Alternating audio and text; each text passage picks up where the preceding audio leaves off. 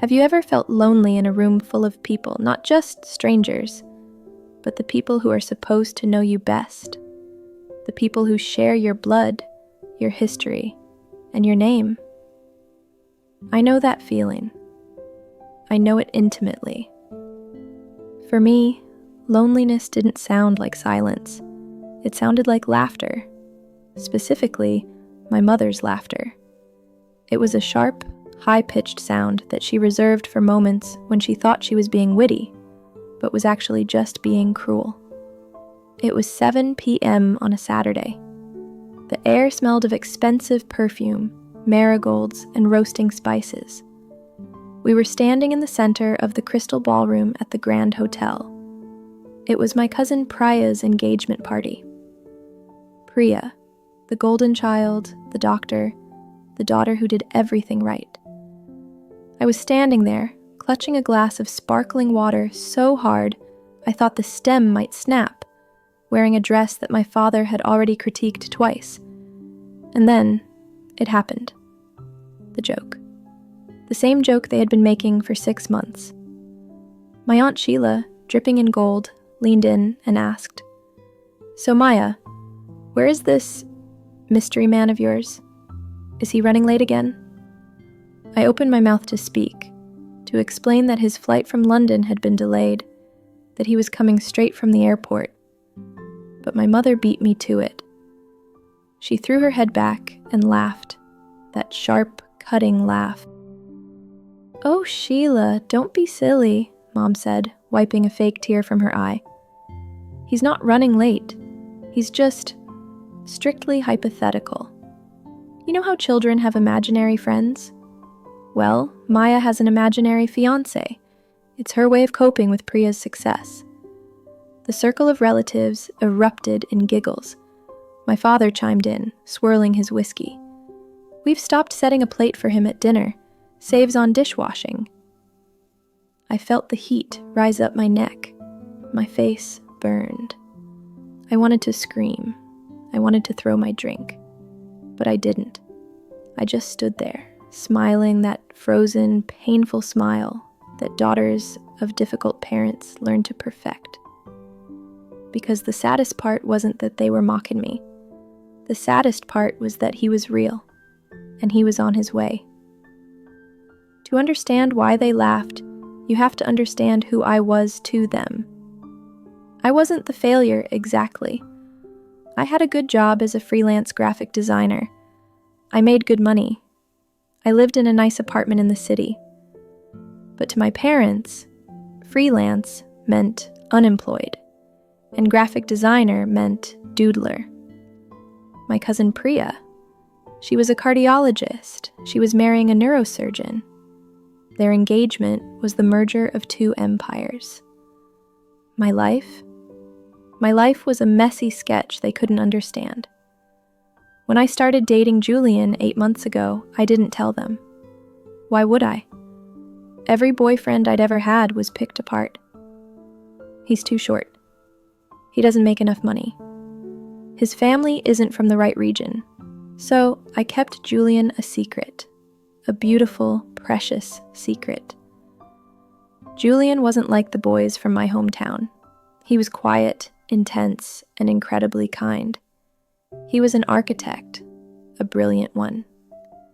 He spent half his time in London and half in New York overseeing massive projects. We met in a coffee shop when he spilled a latte on my sketchbook. It was a cliché, I know, but it was our cliché. When he proposed on a rooftop overlooking the skyline, it was the happiest moment of my life. But when I told my parents, silence. I remember the phone call. "Mom, Dad, I'm engaged. His name is Julian. He's an architect," my dad had scoffed. "An architect? Does he build houses or Lego sets?" My mom had asked, "Where is he? Bring him for dinner." But Julian was in Tokyo for a month. Then he was in Dubai. The timing was always off, and because they hadn't seen him in the flesh within the first week, they decided he didn't exist. They decided I had invented a successful, handsome fiancé to compete with Priya. It became the family joke, the phantom fiancé. Maya, my dad had told me earlier that day while we were getting ready for the party, just admit you lied. It's pathetic, but we'll forgive you.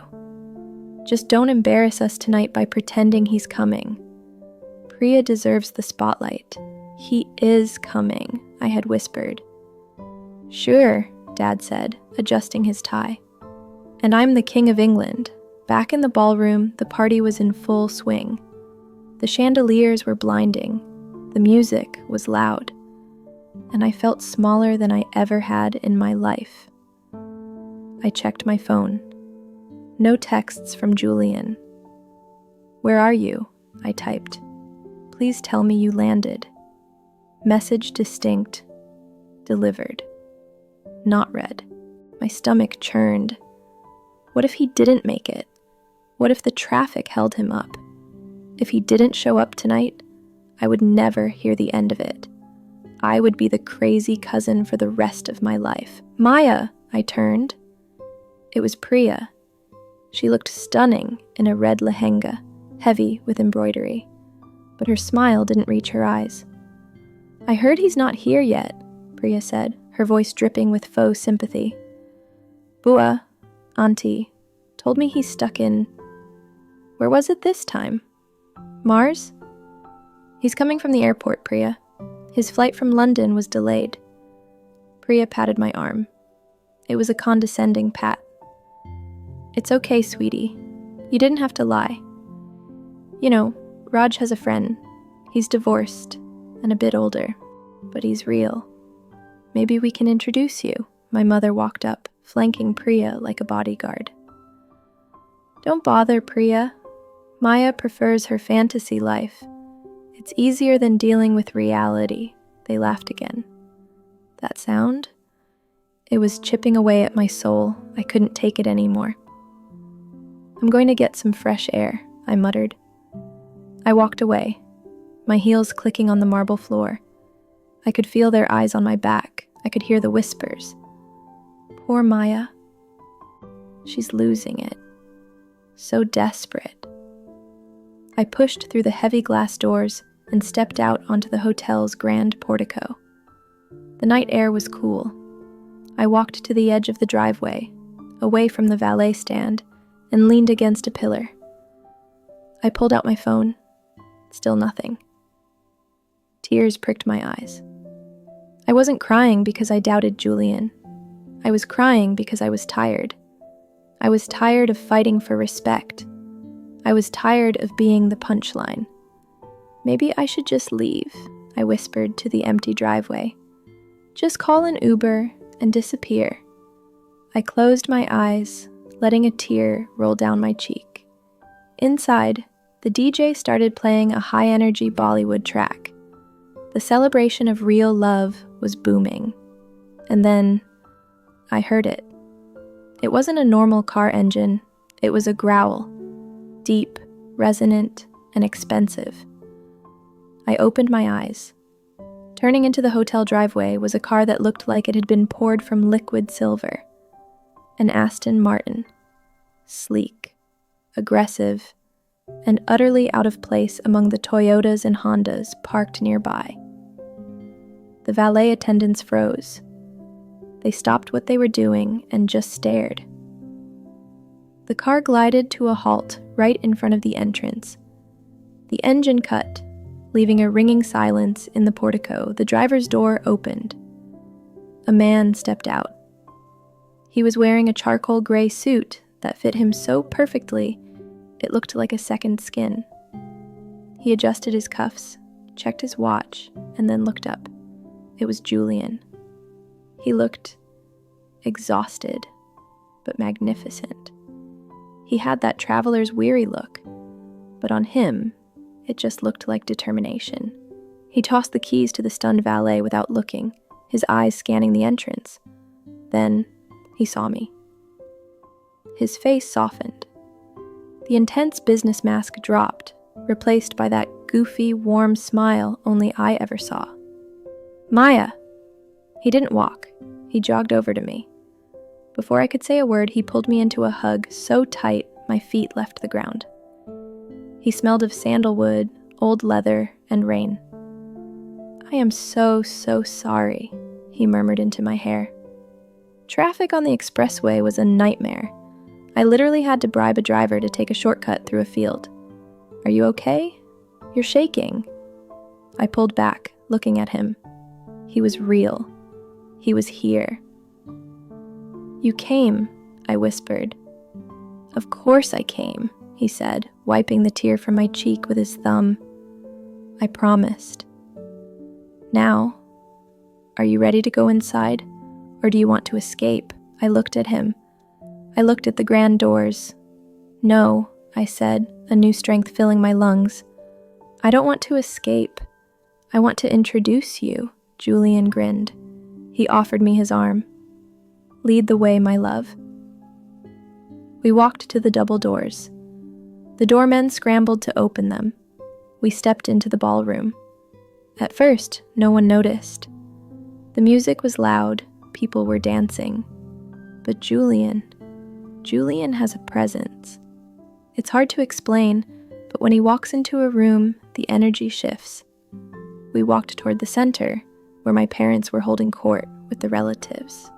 Slowly, heads started to turn. People stopped dancing. The chatter died down. It wasn't just that he was handsome. It was the way he held himself, and the way he held me. Like I was the most precious thing in the room. My mother was the first to see us. She was mid-laugh, holding a glass of wine. The laugh died in her throat. Her eyes went wide. She looked at me, then at the tall, impeccably dressed man beside me. She blinked, as if trying to clear a hallucination. My father turned around to see what she was looking at. His jaw literally dropped. The music seemed to fade into the background. We stopped right in front of them. "Mom? Dad?" I said, my voice steady and clear. "I'd like you to meet Julian." Julian extended his hand. His expression was polite, but his eyes were cold steel. He knew. I hadn't told him everything, but he knew how they treated me. "Mr. and Mrs. Sharma," Julian said. His voice was deep, commanding. "It is a pleasure to finally meet you. Maya has told me so much." My dad shook his hand, looking dazed. You're the architect." "I am," Julian said. Then he turned to the room, scanning the faces of the aunts and uncles who had laughed at me 10 minutes ago. "I apologize for my lateness. I was concluding a meeting regarding the new city library project downtown. I hope I haven't missed the toasts." A hush fell over the group. The new city library. That was the biggest architectural project in the country. He wasn't just an architect. He was the architect. Aunt Sheila, the one who had asked about my mystery man, stepped forward, her voice trembling. You are real?" Julian let out a short, dry laugh. He looked down at me, squeezing my hand. "Very real, and very lucky to be with Maya." He turned back to my parents. And this is the moment I will never forget. He didn't yell. He didn't cause a scene. He just spoke the truth. "I must say," Julian said, his voice quiet enough that they had to lean in, but loud enough for the neighbors to hear. "I was surprised Maya wanted to come tonight. She's so talented and so busy with her own work. But she insisted. She said, 'Julian, family is everything.' I admire that about her. Even when that loyalty isn't always returned." My mother flushed a deep, beet red. My father looked at his shoes. Julian didn't wait for a response. He turned to me. "Shall we go congratulate the bride? Then, I'd love to take you to get some actual food. I'm starving." We stayed for another hour. The dynamic had completely flipped. Suddenly, everyone wanted to talk to me. "Maya, tell us about your design work. Maya, when is the wedding?" Maya, you look so beautiful tonight.